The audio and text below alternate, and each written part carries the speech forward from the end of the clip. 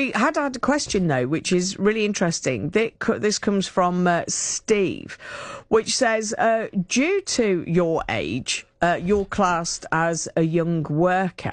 How do you feel about Reform's suggestion on cutting minimum wage? Why I joined was because a lot of young people like myself can't afford car insurance, won't be able to get a deposit on a house. Nigel Farage is proposing on looking at everything, because everything is... but cutting minimum wage is very specific. This is people who are embarking on the start in life, sometimes with their first jobs, struggling to get a foot on the housing ladder, and we're cutting minimum wage. At this moment in time, we're looking through everything with a fine-tooth comb, trying to find efficiencies where it can be made, especially with things like homeschool transport and other big things on the council to find those efficiencies. At the moment, if we focus on the council tax situation, for every percentage you go up, £4.5 million roughly, isn't it? If you don't go up by that amount, then that's the amount you lose. How are you going to balance those books?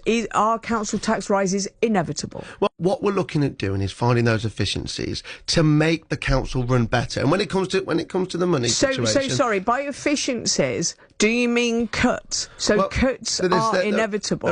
We might not be able to. We'll try our very best to cut as much as we can. Things on the council that I would personally look at going, well, for example, we spend £87 million a year on SEND provision this year. Next year, that'll go up to £157 million a year. That is unsustainable. SEND provision, it's gone. You mentioned efficiencies there just a moment ago. One question's come from Don, which says, is spending £160,000 on advisors justified whilst cutting school transport? So you mentioned in efficiencies, and you said that the SEND bill is unsustainable, but you're spending all that money, and I think it's actually more than £160,000. And this is quite the controversial thing about employing people from outside to advise politically. These political assistants that can come in can help all groups to create that consensus. Why am I looking at a county council website advert for a political assistant role, which includes in the key responsibilities assisting with political campaigns and elections preparation? Does it sound like a good use of public funds to you? Okay, is he going to answer it?